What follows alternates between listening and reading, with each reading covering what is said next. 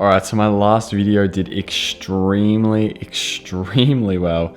I actually cannot for the life of me believe how many likes that video got, and it far exceeded the number that I thought it would actually get to. And as I mentioned in the video, I did have a set maximum, but seeing as you guys absolutely blew that out of the water, what I'm going to do is have one sub that is going to be a certain wattage, and then another sub that's going to make that add up to pretty much the wattage of one of my old cabinets. So it's going to be 1200. Actually, I'm going to go into detail and make this a real spoiler, and the first person who gets this, their comment will get pinned, and I'll leave it at that.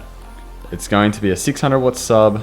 It's going to be a 12. It's on Parts Express, and it's currently not in stock. There's your huge spoiler as to what subs I'm going to be going for. I'm going to have one over there, one over there. I'm going to rush out to get the first one, and then I'm going to rush out and get the second one. As far as it goes though, I'm doing a full home theater rebuild. I'm going to have two 12-inch subs, one there, one over there. They're going to be in 20 hertz tuned boxes. Then we're going to go up, and there's going to be two 6.5s. Well, I guess three, because they're all going to be, all the three, the front, left and right and center are all going to be the same thing. It's going to be two 6.5s and a tweeter in each cabinet. Those I won't specify anything on. Everything is going to be Dayton though. And then I'll do the 5-inch version of those for rears with the exact same tweeters all the way around. Trust me, this is going to be a freaking amazing sounding system. But with that being said, in episode 2, which is today's video of the audio system rebuild, we're getting rid of the beamers, and we're going to take some stuff out of my amp rack to prepare to sell them and take some product shots and list them. So let's go over the things I'm selling, right? The beamers are got to go. So if you want them, they'll be on eBay probably by the time this video is up. If you're located near Melbourne in Australia, come and there's a chance you can come and buy them. I'll probably put them on there for 250 bucks, and I'll leave it at that. No, I won't ship them around Australia. No, I'm not shipping them to America. The shipping rate would far exceed probably $1,000 for 45 kilo speakers, which I think is close to like 90 pounds. But yeah, as far as that goes, the phonic amps are going to go as well. So if you want to pick up the phonic amps to power the beamers, look, I want to put them on for 250. I want to put them on for 300. If you're a subscriber and you actually do want to come and pick these up from near Melbourne, right? Let's just pop 500 bucks. You get the two phonic amps and the beamers. That's a steal. But nevertheless, as well, I'm going to sell that EQ, the crossover there, and the EQ up here. So I'm just going to have that one EQ just there, and then keep all the Sturm Vega amps, because I'll probably just use the bottom Sturm Vega amp at an impedance per channel. I'm not going to give away the impedance because that might indicate what woofer it is, even though I'm pretty sure someone's going to get it. As I said, the first person to guess the woofer gets the comment pinned, and I'll pin it if it's correct. So in today's video, I'm going to be pulling those out and the phonic amps and taking some product shots of all this. I've also got a router that I'm going to sell, internet router, but besides that, let's pull these crossovers and EQs and amps out.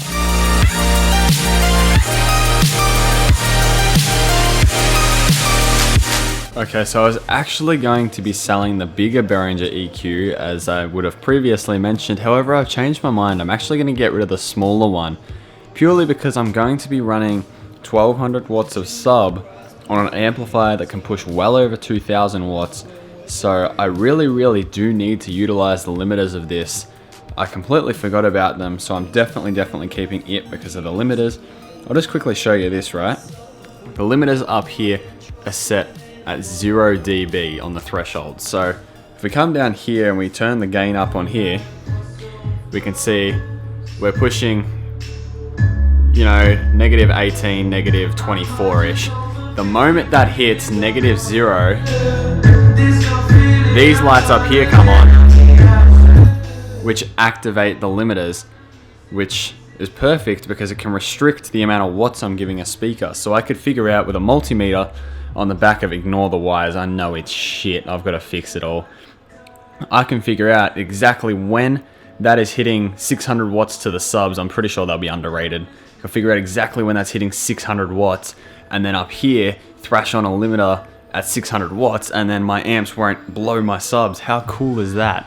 Look at this. So this is sort of limiting about there. Look.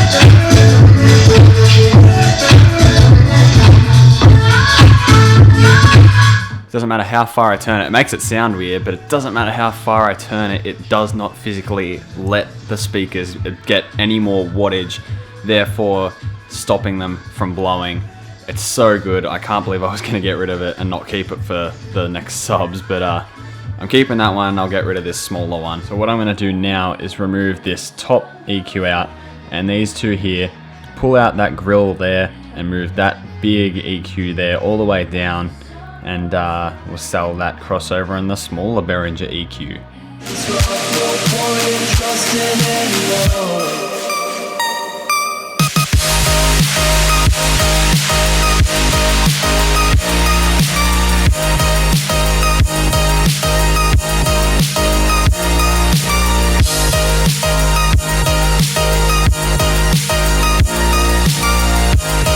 Now comes my favorite bit of all, moving the amplifier rack out so I can pull the Flipso and Vega amp that's on top out, so I can then pull the phonic amps out and then drop it all down. I will be shortening this amp rack too, by the way, so it's going to probably come up to around about here instead of all the way up to there, because up to there is like 30 something unit spaces. I realistically only need about probably 15 or so. So everything's gonna go down, and man, I'm really excited for this build. It's gonna be good. It's gonna be new. I don't know why I feel as though there's like smoke in my room. Maybe I'm dreaming, maybe I'm not. Maybe I've accidentally blown something up and I just don't know about it. But surely enough, I think the lights are just sort of tripping me out at the moment. But anyway, let's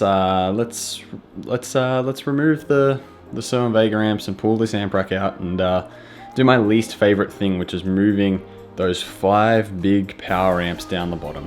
And now I remember the exact reason why I'm getting rid of it. The big one has a very terrible noise floor. Listen to it. Now I remember why I'm getting rid of the big one. So I will be getting rid of the big one, as a matter of fact, and I'll be keeping the little one, the two unit spaces. Where is it? I'll be keeping this one right here and getting rid of the bigger one. Yeah, so let's move all this stuff down.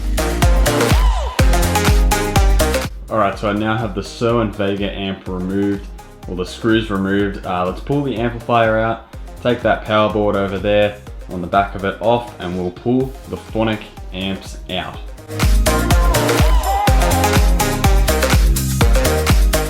Alright, so now we have to remove the screws for the phonic amps. We can pull them out, then we can put the CV900 back in there, the Behringer EQ on top, and then pretty much pull this stuff down to here. However, I'm not actually going to do that. Instead, what I'm going to do is measure it all out, see how much room I need, and then what I'm going to do is I'm going to put a mark on the top of this my rack, and then what I'm going to do is go out into the garage and chop the rack at that particular height, take the top off the rack, and then stick it right back exactly at the perfect height, so then it fits really nice and fits everything in it, and it makes it much shorter. Alright, so I now have the phonic amps over there. There's the CV900, there's the Behringer processing equipment, my tripod, everything. This is it. Now we are hitting the final stages of entering a full rebuild. I'm just about to unhook the receiver completely so I can pull the receiver out, unhook the computer completely so I can pull the computer out, and then the amp rack is going to be completely empty, and I'm going to pull the shelves out, I'm going to pull the CV2800s out, and then we're going to be ready for a full, complete and utter rebuild. Now, I'm obviously not going to be able to do it all right now because I don't have any of the stuff like the subs and my new speakers. So I will be making I'll be obviously using that there, my old center channel as the center channel. The Sherwoods are going to be the main left and right. Subwoofer is going to be NA for the first little bit. I might stick a sub in here of some sort. Don't know where I'll be able to grab one from, but I might be able to just get some sort of sub in here.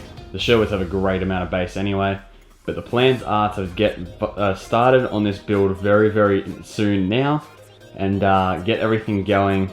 So we're just ready to start building these speakers and pop them straight in the setup. So now I'm undoing cable ties. I'm getting rid of the mixer too, so there's not going to be a mixer in the next setup. It's all going to be controlled by the receiver and the EQ. But pretty much now is the stages of beginning something new. Here we go, episode 2, we're starting the full rebuild. And this room is going to be sketchy as like this and unable to be used for music for quite a little while now. It's probably going to be a few nights because I have school during the day, which makes it extremely hard for me to do huge builds, which means I'll probably just have to be using my hi-fi system in this room, and not going to do any spoilers as to what tweeters I'm going to be using in my next system. Man, those things sound glorious. There's no way I was never going to use them. So the AMTs are going all the way around in this system. It's going to be ribbon tweeters, front, left, right, center, you name it. There's going to be a ribbon tweeter. But nevertheless, let's pull those amps out. Let's undo all the stuff up here. Let's get ready for a full, complete and utter rebuild.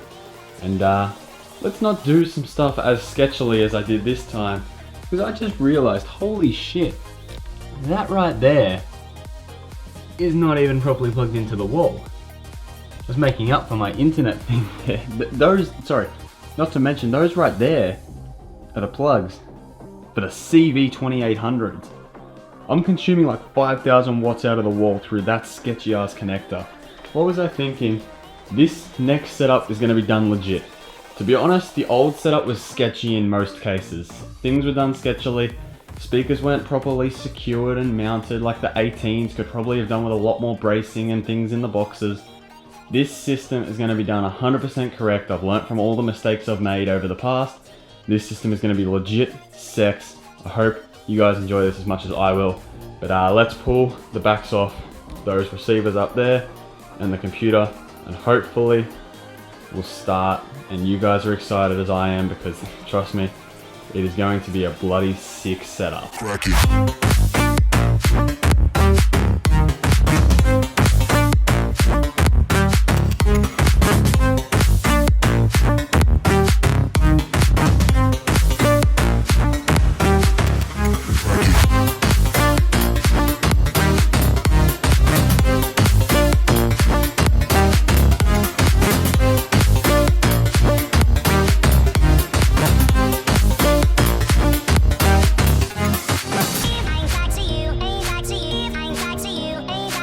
So here it is, the CV2800s.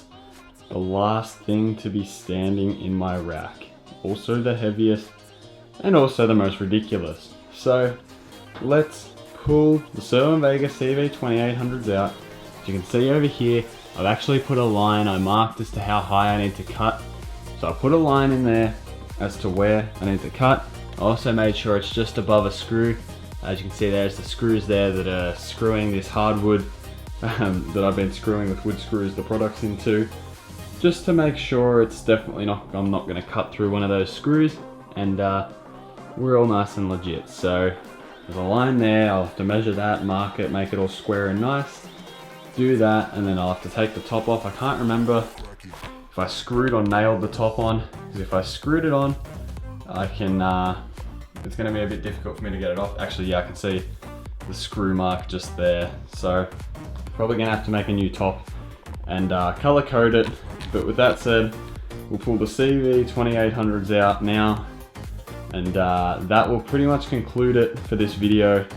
I have now pulled pretty much every single bit of equipment in this room out. I'm also going to do the product shots of the beamers and the phonic amps and those two things there, so I'll do those as well. And then that will be it for episode 2 of the audio system rebuild. And then in episode 3, we'll start to clean up all these wires, because it looks like a massive cluster now. It's really not that bad. There's just so many wires that when they're all just chilling there by themselves, it just looks like a massive cluster. But with that being said, I'm going to pull all the wires and things out, and then we'll start rebuilding in the next episode. Jesus, that just looks so sexy. How can you ever hate amplifiers stacked on amplifiers? It's my favorite thing. How sexy does that look? So there it is. The amp rack is fully bare again. So probably lift it up. Look at that. Lift it with one hand. So with that being said, first episode of the audio rebuild is complete. The system is in a million pieces. It's going to get into a million more before it starts going back to all be one thing again. But now I know exactly where I've got to cut on the amp rack. And yeah, so that's pretty much it. I hope you guys have enjoyed this video. If you have, chuck a comment down below saying you have. If you've liked the video, like it. If you haven't subscribed to my channel already and you're new to this series, it's going to be uploaded as often as I possibly can. So subscribe to my channel and turn notifications on so you can be here every single time I upload a new video. With that being said, I hope you guys have enjoyed, and I'll catch you in the next one.